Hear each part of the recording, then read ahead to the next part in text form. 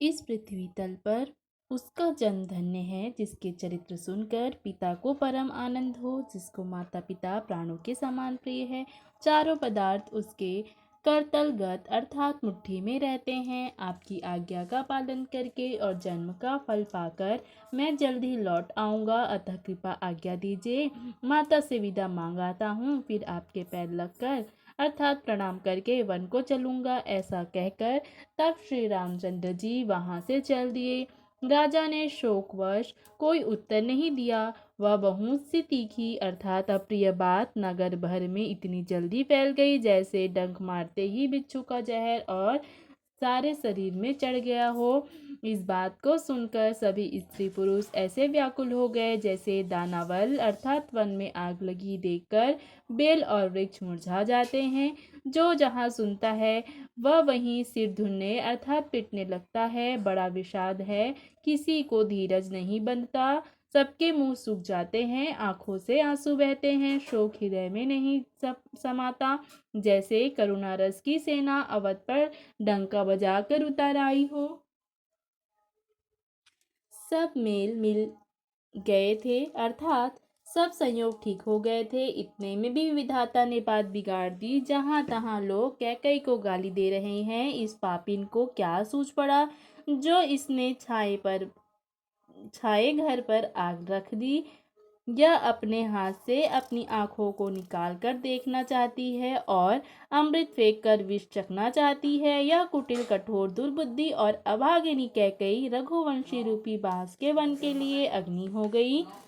पत्ते पर बैठकर इसने पेड़ को काट डाला, सुख में शोक का ठाठ ठाठ कर रख दिया। श्री रामचंद्र जी इसे सदा प्राणों के समान प्रिय थे, फिर भी न जाने किस कारण इसने यह कुटिलता ठानी। कवि सत्य ही कहते हैं कि स्त्री का स्वभाव सब प्रकार से पकड़ में न आने योग्य अथाह और रहस्य भरा होता है। अपनी परछाई भले ही पकड़ आए, पर भाई स्त्रियों की गति अर्थात चाल नहीं जानी जाती। आग क्या नहीं जला सकती, समुद्र में क्या नहीं समा सकता, अबला कहाने वाली प्रबल स्त्री जाति क्या नहीं कर सकती, और जगत में काल किसको नहीं खाता। विधाता ने क्या सुनाकर क्या सुना दिया और क्या दिखाकर अब वह क्या दिखाना चाहते हैं। एक कहते हैं कि राजा ने अच्छा नहीं किया, दुर्बुद्धि कैकई को विचार कर वर नहीं दिया। जो हट करके अर्थात कैकई की बात को पूरा करने में अड़ रहे हैं, अड़े रहकर स्वयं सब दुखों के पात्र हो गए। स्त्री के विशेष वश होने के कारण मानो उनका ज्ञान और गुण जाता रहा। एक अर्थात दूसरे जो धर्म की मर्यादा को जानते हैं और सयाने हैं, वे राजा को दोष नहीं लगाते। वे शिबी दधीची और हरिश्चंद्र की कथा एक दूसरे से बखान कर कहते हैं कि कोई एक इसमें भरत जी की संपत्ति बताते हैं, कोई एक दूसरे का उदासीन भाव से रह जाते हैं, कोई हाथों में कान मूंदकर और जीभ को दांतों तले दबाकर कहते हैं कि यह बात झूठ है, ऐसी बात कहने से तुम्हारे पुण्य नष्ट हो जाएंगे। भरत जी को तो श्री रामचंद्र जी प्राणों के समान प्यारे हैं। चंद्रमा चाहे आग की चिंगारियां बरसाने लगे और अमृत चाहे विष के समान हो जाए, लेकिन भरत जी स्वप्न में भी कभी श्री रामचंद्र जी के विरोध कुछ भी नहीं करेंगे। कोई एक विधाता को दोष देते हैं जिसने अमृत दिखाकर विष दे दिया। नगर भर में खलबली मच गई। सब हैरान होकर सोचने लगे, हृदय में दुसह जलन हो गई, आनंद उत्साह मिट गया। ब्राह्मणों की स्त्रियां कुल की माननीय बड़ी बूढ़ी और जो कैकई की परम प्रिय थी, वे उसके शील की सराहना करके उसे सीख देने लगी, परंतु उसको उनके वचन बाण के समान लगते हैं। वे कहती हैं, तुम तो सदा कहा करती थी कि श्री रामचंद्र जी के बराबर मुझे भरत भी प्यारे नहीं। इस बात को सारा संसार जानता है श्री रामचंद्र जी, पर तुम तो सब स्वाभाविक ही स्नेह करती रही हो, आज किस अपराध से उन्हें वन देती हो। तुमने कभी सौतिया डाह नहीं किया, सारा देश तुम्हारे प्रेम और विश्वास को जानता है। अब कौशल्या ने तुम्हारा कौन सा बिगाड़ कर दिया जिसके कारण तुमने सारे नगर पर वज्र गिरा दिया। क्या सीता जी अपने पति श्री रामचंद्र जी का साथ छोड़ देंगी? क्या लक्ष्मण जी श्री रामचंद्र के बिना घर में रह सकेंगे? क्या भरत जी श्री रामचंद्र जी के बिना अयोध्यापुरी का राज्य भोग सकेंगे, और क्या राजा श्री रामचंद्र जी के बिना जीवित रह सकेंगे? हृदय में ऐसा विचार कर क्रोध छोड़ दो, शोक और कलंक की कोठी मत बनो। भरत को अवश्य युवराज पद दो, पर श्री रामचंद्र जी का वन में क्या काम है? श्री रामचंद्र जी राज्य के भूखे नहीं हैं, वे धर्म की धुरी को धारण करने वाले और विषय रस के रूखे हैं, अर्थात उनमें विषय शक्ति है ही नहीं।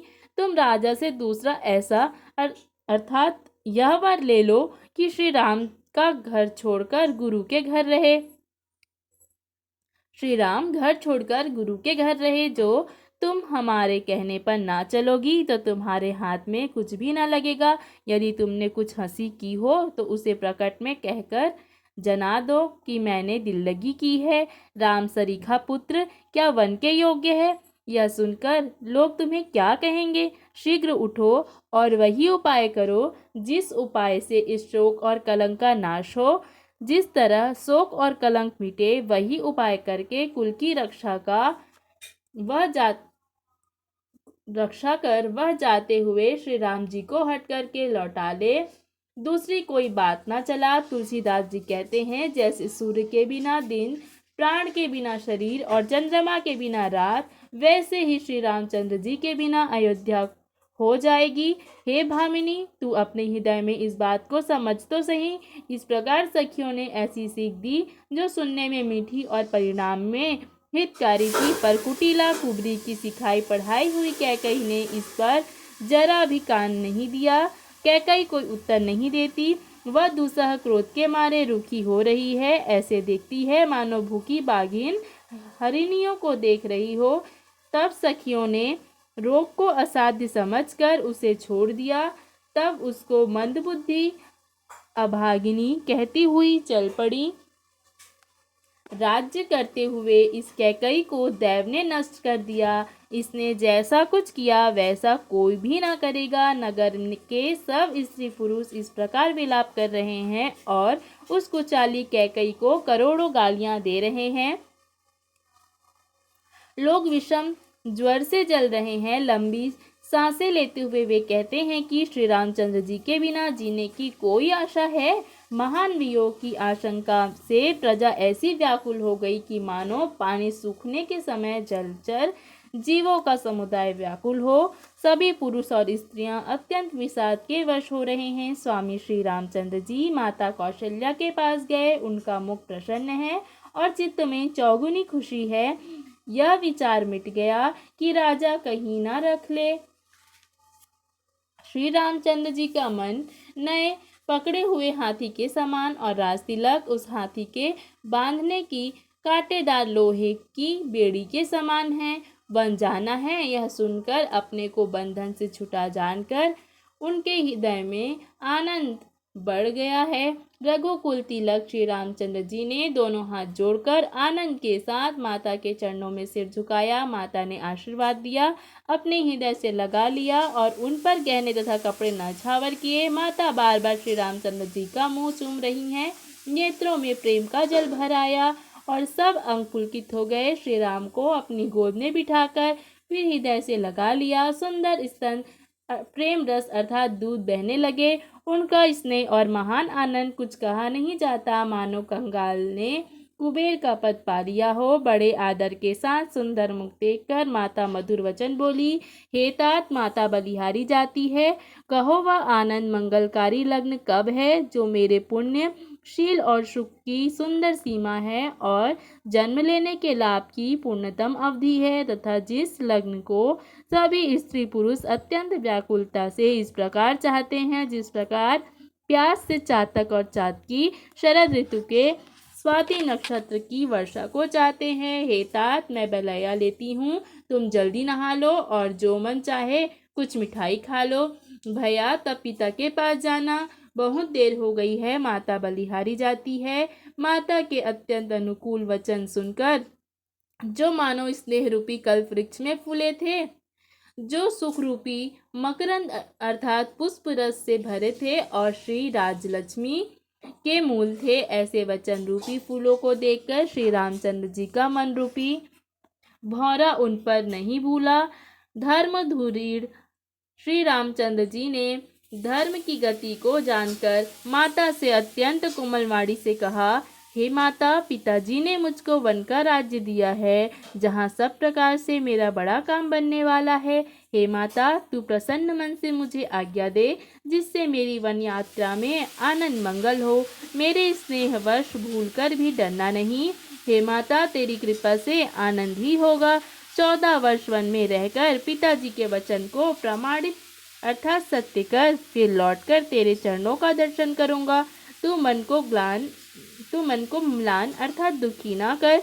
रघुकुल में श्रेष्ठ श्री राम जी के ये बहुत ही नम्र और मीठे वचन माता के हृदय में बाण के समान लगे और कसकने लगे। उस मीठी वाणी को सुनकर कौशल्या वैसे ही सहम कर सूख गई, जैसे बरसात का पानी पड़ने से ज्वासा सूख जाता है।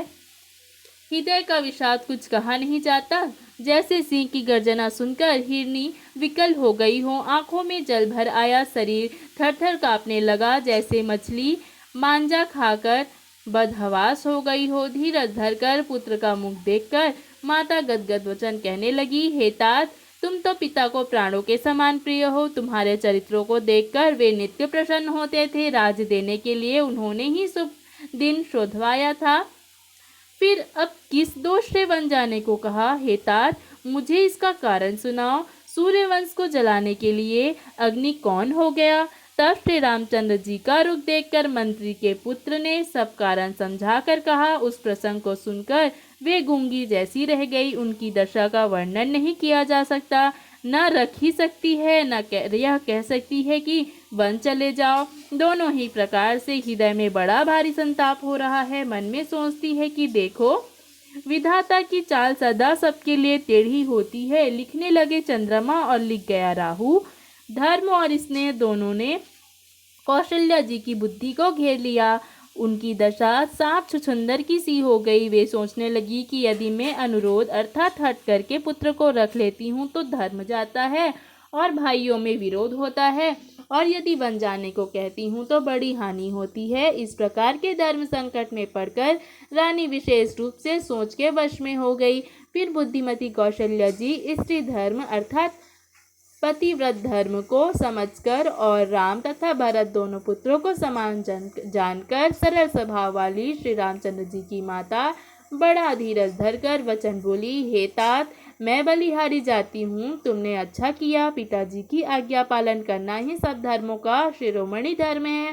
राज्य देने को कहकर वन दे दिया, उसका मुझे लेश मात्र भी दुख नहीं है। अर्थात दुख तो इस बात का है कि तुम्हारे बिना भरत को, महाराज को और प्रजा को बड़ा भारी क्लेश होगा। हे तात, यदि केवल पिताजी की ही आज्ञा हो तो माता को अर्थात पिता से बड़ी जानकर वन को मत जाओ, किंतु यदि पिता माता दोनों ने वन जाने को कहा हो तो वन तुम्हारे लिए सैकड़ों अयोध्या के समान है। वन के देवता तुम्हारे पिता होंगे और वन देवियाँ माता होंगी। वहाँ के पशु पक्षी तुम्हारे चरण कमलों के सेवक होंगे। राजा के लिए अंत में तो वनवास करना ठीक ही है। केवल तुम्हारी सुकुमार अवस्था देखकर हृदय में दुख होता है। हे रघुवंश के तिलक, वन बड़ा भाग्यवान है और यह अवध अभागी है जिसे तुमने त्याग दिया। हे पुत्र, यदि मैं कहूँ कि मुझे भी साथ ले चलो तो तुम्हारे हृदय में संदेह होगा कि माता इसी बहाने मुझे रोकना चाहती है। हे पुत्र, तुम सभी के परम प्रिय हो, प्राणों के प्राण और हृदय के जीवन हो। वही प्राणधार तुम कहते हो कि माता मैं वन को जाऊं, और तुम्हारे वचनों को सुनकर बैठी पछताती हूँ। यह सोचकर झूठा प्यार बढ़ाकर मैं हट नहीं करती। बेटा, मैं बलया लेती हूँ। माता का नाता मानकर मेरी सूद भूल न जाना। हे गोसाई, सब देव और पितर तुम्हारी वैसे ही रक्षा करे जैसे पलकें आँखों की रक्षा करती हैं। तुम्हारे वनवास की अवधि 14 वर्ष जल हैं। प्रियजन और कुटुंबी मछली हैं। तुम दया सागर